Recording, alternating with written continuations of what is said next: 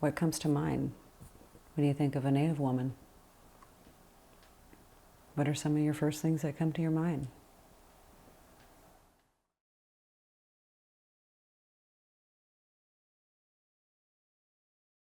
My reserve, I think the population would be about 1,200. It's a fly-in reserve. And when we got here, it was actually really different compared to being in a reserve. These kids are coming to Thunder Bay. They experience disorientation. They don't know where anything is. They're away from their families, most of them for the first time. And you're a boarding student, meaning you left the community to go to high school. You're probably not staying with a family that you know. You're probably staying with strangers. So these kids are coming to Thunder Bay with a whole host of issues that they may not have dealt with. Issues of abuse, like you name the abuse, a lot of these kids have it. Like they've suffered through some sort of trauma. And a lot of these kids have not had adequate services to deal with some of the things that they've experienced. They may not have ever spoken to anyone about the abuse that they've suffered, that they've witnessed. They may not have had proper grief counseling for the suicides that they have, seen. And a lot of the kids that are coming have very serious literacy issues and numeracy issues. Because on reserve schooling isn't the same as off reserve schooling, and a lot of these kids are missing school. So they're coming to grade 9 or grade 10.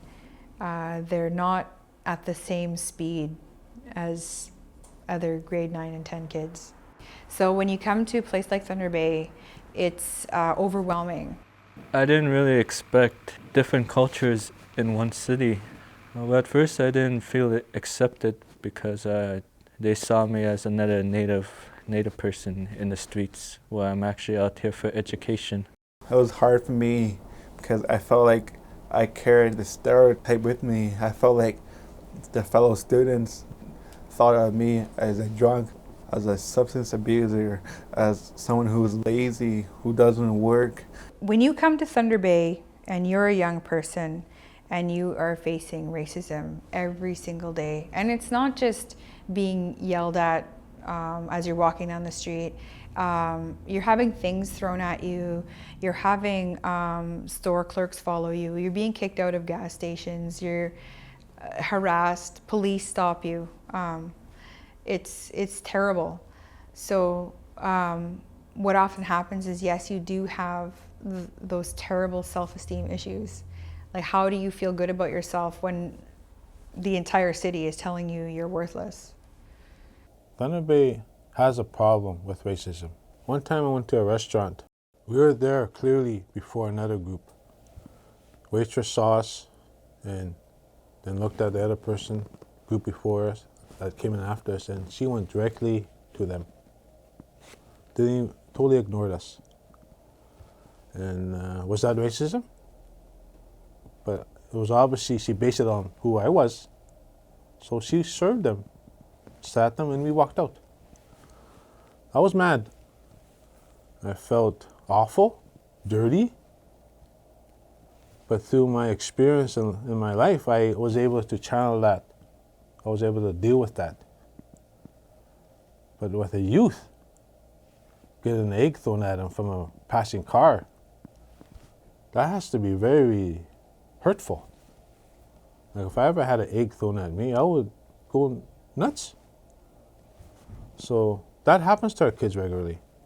Where they're walking down the street and a bottle or a can gets thrown at them. Taking a bus in the city can sometimes be a dangerous thing. The racism is everywhere and the violence is everywhere.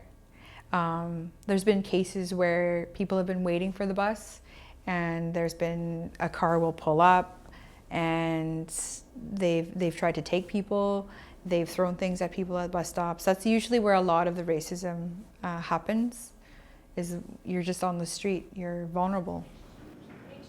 You know, as a professional, I'm qualified right up, just like any principal across the field.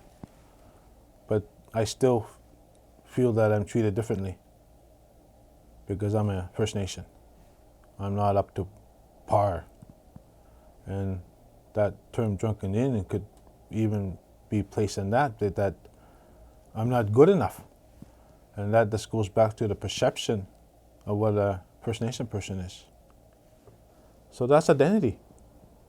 So it's a responsibility of us to change that perception too, because I'm not a drunken Indian. I own a home. I have 2 kids, family, you know what I mean? So we're not always like that, what you see on the streets. There's a lot of shame to being Aboriginal that is imposed.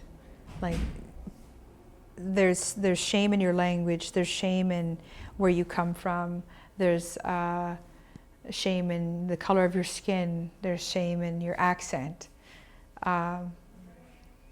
there's shame in the food that you eat. It's really sad. So where does that positive self-identity come from? And if it doesn't come from anywhere, does it just turn into self-hatred? When we talk about stereotypes and racism, we need to start to have these conversations around some of the atrocities, right? And some of the policies like that were in place that really helped to facilitate the dehumanization of Indigenous people in Canada.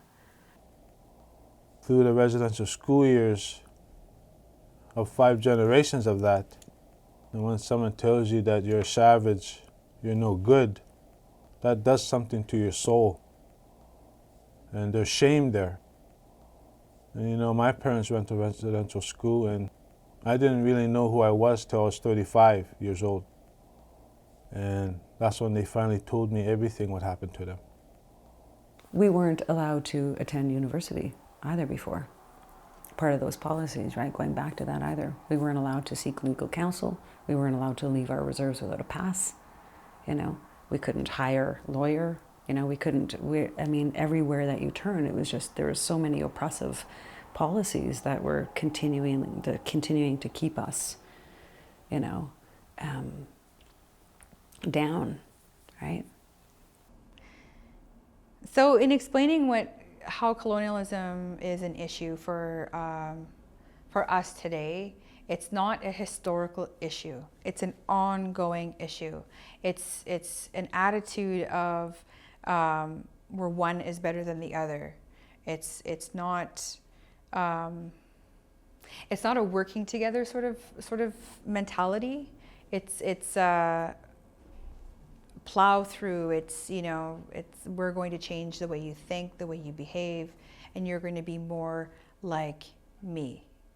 Like, I'm going to colonize your way of thinking, what you do, and how you do things. So it's like we have a whole bunch of Canadians that, without even knowing me, already have embedded sort of racist attitudes towards me, and they don't even know why. These issues are everywhere. It doesn't matter what city I live in, I'm going to experience some pretty extreme racism and some pretty awesome stereotypes about who I am. One of the biggest stereotypes is that First Nations people get all these things for free and that we're riding this gravy train, you know. But I personally have been to many, many First Nation communities in this area, whether they're remote or drive in various treaty areas. I have yet to see the gravy train, the results from this gravy train. I've seen the complete opposite, you know. I've seen people that struggle. I've seen all of the social ills. I've seen poverty like you would not believe, you know, and young people that are dying and women that are dying and children that are dying. You know, I don't see all of these benefits. You know, nobody wakes up and says, you know what, gosh, I just want to, you know, live a life full of suicide and addiction and poverty. That's not how humans work. I thought, how scary, because so many of us are angry Like there's this anger sitting there, this resentment. Of why aren't you doing something? Why isn't anything happening? Why aren't we fixing things? Or why are we having to do this? And I thought, and it's scary because it could be volatile. How easily it could just blow up. And it's not. It's the feelings that a lot of people have are like you're on this wire and you could do something incredibly detrimental to not just yourself but to society. Like, and I think a lot of people take that resentment and turn it inward, and it turns into suicide. What happens when all these young people start turning it outward?